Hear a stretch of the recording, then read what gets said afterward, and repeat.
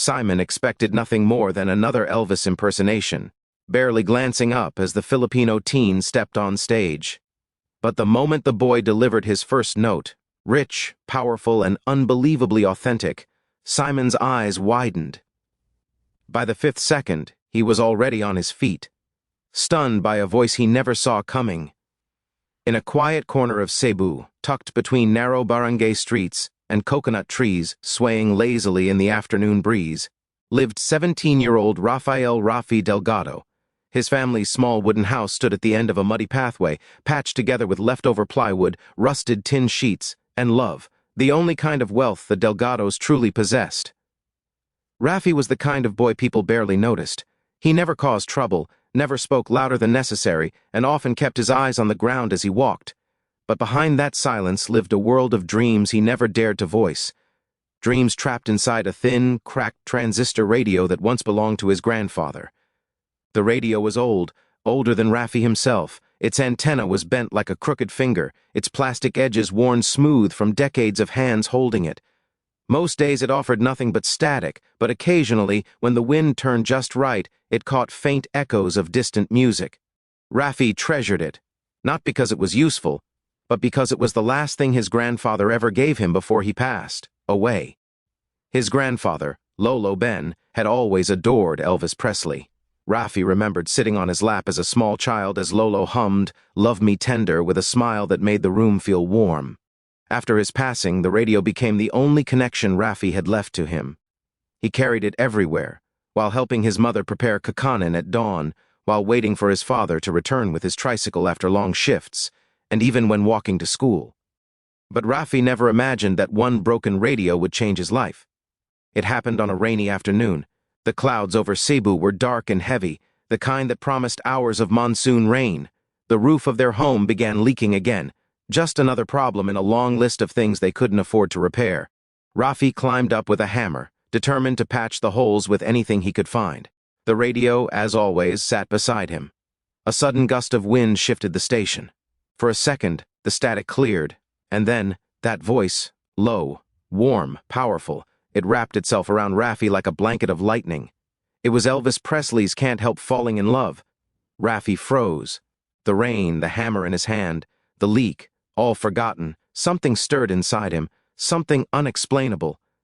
It was as if a sleeping part of him had awakened. He didn't know all the words, but the melody felt like home. He whispered the chorus softly, then a little louder, then, without meaning to, he sang, really sang, for the first time in his life. His voice surprised him. It wasn't perfect, it wasn't loud, but it carried a soulfulness he had never known he possessed. The raindrops pounding on the tin roof became his rhythm, and the fading Elvis track became his guide. When the song ended, the radio fell silent again, but Rafi couldn't. For the first time, he felt alive in a way he didn't understand. From that day on, the radio became his teacher. Rafi replayed every Elvis song he could find. Gritty recordings, AM broadcasts, late-night reruns. He studied not just the notes, but the emotion, the way Elvis stretched a vowel, the way he dipped into a growl, the way he made even simple lines carry heartbreak, hope, and everything in between. Rafi tried copying him at first. He mimicked the tone, the accent, the vibrato. But soon, he realized something. He didn't want to be Elvis. He wanted to feel what Elvis felt. Every night, after everyone else was asleep, Rafi practiced silently behind their house, where the neighbors wouldn't hear. He sang into his hands, into pillows, into the wind. At first, his voice cracked. He missed notes. Sometimes he got so frustrated he almost gave up, but he kept going. He didn't have money for voice lessons. He didn't have a guitar. He didn't even have Wi-Fi to look up tutorials. All he had was the radio and his determination. Till he practiced B-bar nay night. While Rafi was softly singing "It's Now or Never," his father came home earlier than expected. Rafi didn't hear him enter the yard. He didn't know anyone was listening. Brr. His song ended, and Rafi exhaled shakily. Only then did he notice his father standing in the doorway. Brr. Rafi panicked. He had never sung in front of anyone before. He expected laughter, or worse, disappointment. His father didn't laugh. He didn't even smile. He simply walked out of the yard, saying nothing. Rafi stood frozen, thinking he had embarrassed the family. After an hour, his father returned, soaking wet from the rain, panting slightly, and holding a small item wrapped in plastic bar, used microphone. Pawn shop tag still dangled from the cord bar. Afi stared at it, speechless. His father placed a hand on his shoulder and said in a voice both gentle and rough, "If you're going to dream a knack, dream loud." Rafi felt something inside him break open. His father, who rarely spoke about feelings, had just given him the greatest gift of his life. That night, Rafi didn't sleep. He plugged the microphone into their tiny speaker and practiced until his voice grew hoarse. Every note felt like a promise. Every breath reminded him of Lolo Ben. Every lyric whispered a single truth, that maybe, just maybe, his voice mattered. He had no idea that this simple moment, in a small home in Cebu, would someday carry him across oceans, onto the biggest stage in the world. But for now, he was just Rafi Delgado, the boy with a borrowed radio, a pawn shop microphone, and a dream too big for his little house to hold. Rafi had never imagined performing in front of a crowd, let alone a foreign audience. For most of his life, singing had been a private world where only he and his grandfather's old radio existed. But destiny often begins quietly, disguised as a small opportunity no one expects. That opportunity arrived during the San Isidro Fiesta, the biggest event in their barangay, where colorful banderitas hung above the streets and the smell of grilled pork, pancit, and bibingka filled the air. Every year, the town hosted a small talent show sponsored by local businesses. Rafi wasn't supposed to join. He didn't even plan to show up. He preferred staying home, practicing with the radio. But fate had other plans. A contestant had backed out last minute due to a fever. The organizers panicked, searching desperately for a replacement. "Sai Rafi na lang," someone suggested. "He sings Elvis all the time. He's good, I swear." Rafi's eyes widened. "Me? No, I've never performed." But before he could escape, he was dragged backstage and handed a borrowed black leather jacket, 2 sizes too big. The MC announced his name. And suddenly Rafi found himself standing under bright fiesta. Lights, facing a crowd of familiar faces. Neighbors, vendors, classmates, people who had never heard him sing in their lives. His knees trembled. His hand gripped the microphone so tightly his knuckles turned white. The band began playing the opening chords of Suspicious Minds. For a heartbeat, he froze. Then he remembered his father's words, "If you're going to dream, dream loud." The first note left his mouth, and something magical happened. The plaza fell silent. People stared, not in confusion, but in disbelief. The shy boy they barely noticed suddenly sounded like a seasoned performer. Rafi's voice wasn't just a copy of Elvis. It carried warmth, emotion, and a subtle grit that made it uniquely his. Children climbed onto the benches to see better. Vendors paused in the middle of serving customers. Even the bandmates exchanged stunned glances. Halfway through the chorus, the audience erupted into applause. By the time he hit the final long note, the crowd was cheering, clapping, whistling, screaming his name. A foreigner standing near the food stalls pulled out his phone and recorded the performance. Smiling like he had discovered something special, Rafi didn't win the talent show. He won something far more important, belief. For the first time in his life, he thought, maybe he wasn't just dreaming. That night, he went home trembling, not from fear but from adrenaline. He didn't know that a single video from that fiesta would change his entire future. The video that went viral. The tourist who recorded Rafi uploaded the video to TikTok and YouTube with the caption, "Bar. Think I just found a Filipino Elvis in Cebu." Within 2 hours it hit 50,000 views. BRB. Morning it had surpassed 2.8 million. Immense flooded in. Ho, is this kid? His voice is pure gold. Ring him to America's Got Talent now. FY's phone buzzed non-stop. His classmates saged him. Strangers followed him. Local radio stations tried contacting him. His face was suddenly everywhere. But the most shocking message of all arrived 3 days later, in an email with the subject line, "Invitation to Audition, America's Got Talent." At first, Rafi thought it was a scam. He almost deleted it. But his cousin, who followed AGT religiously, checked everything. The email address, the sender, the links. "It's legit," his cousin whispered, eyes wide. "This is real, Rafi." Rafi felt dizzy. America? The AGT stage? Simon Cowell? It felt impossible, too big, too far, too expensive. His family gathered that night in their small living room. The news stunned them into silence. His mother wiped her eyes first. His father stared at the ground, thinking hard. Finally, his father said, "We'll find a way." And they did. Their neighbors pitched in. A barangay fundraiser was organized. A sari-sari store donated snacks to sell to help raise money. Kids placed jars in small shops with labels reading, "Help send Rafi to AGD." People dropped coins, then bills, then envelopes. Within 2 weeks, they raised enough for a plane ticket, accommodations, and a bit of allowance. The night before his flight, Rafi couldn't sleep. He sat beside his grandfather's old radio and gently touched its surface. "I'm bringing you with me, Lolo," he whispered.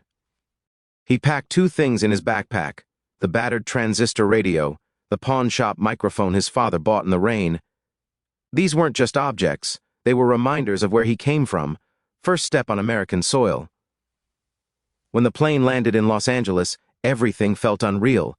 The buildings were taller, the cars bigger, the people louder. Rafi clutched his backpack tightly, repeating to himself, "Don't be scared, you belong here." At the AGT venue, he stood among performers of every imaginable talent. Dancers with matching outfits, singers with vocal coaches, magicians with suitcases full of props, gymnasts stretching effortlessly. Rafi felt small, very small. He wore a simple white shirt and his cousin's hand-me-down shoes.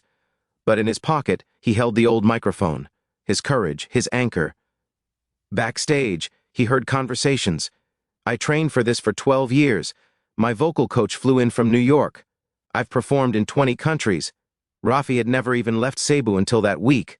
But instead of shrinking, he closed his eyes and imagined his barangay cheering for him. He imagined the confetti from the fiesta falling like a blessing.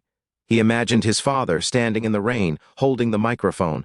He belonged, not because of experience, but because of heart. Finally, a staff member called his name. He took a deep breath, touched the radio inside his bag, and stepped toward the stage of America's Got Talent.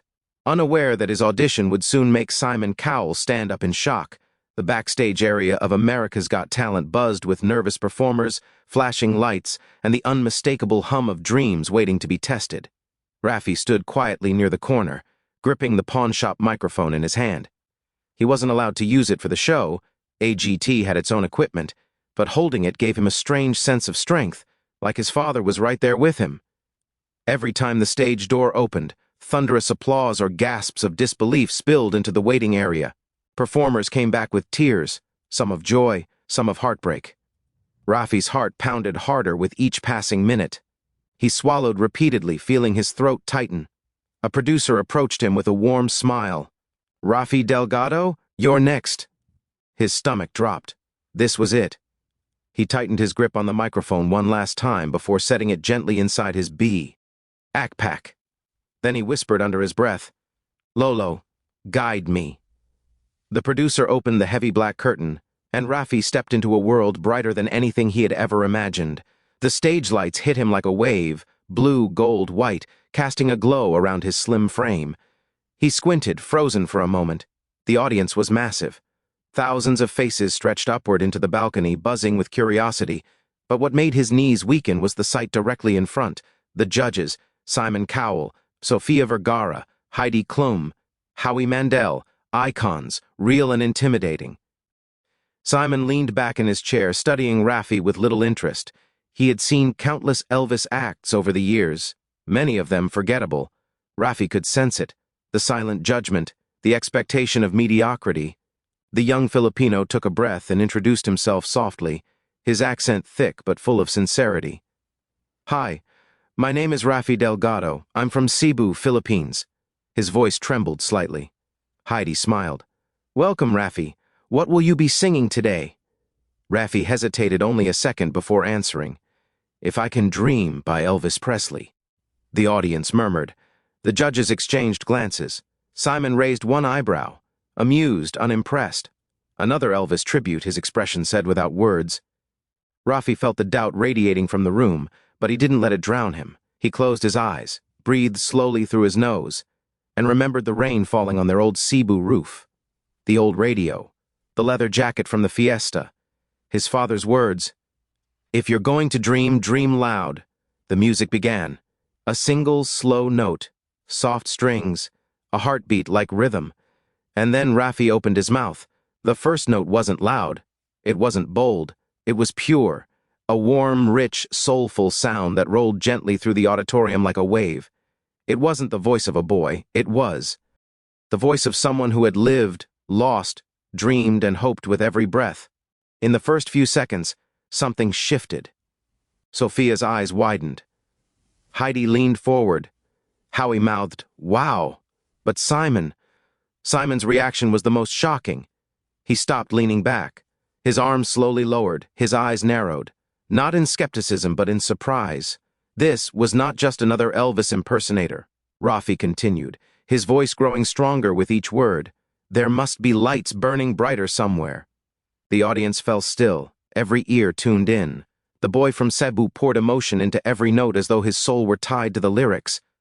Halfway through the song, Raffi lifted his gaze toward the upper balcony, imagining his grandfather watching. His voice cracked slightly with emotion, but the crack didn't break the moment. It deepened it, made it raw, real.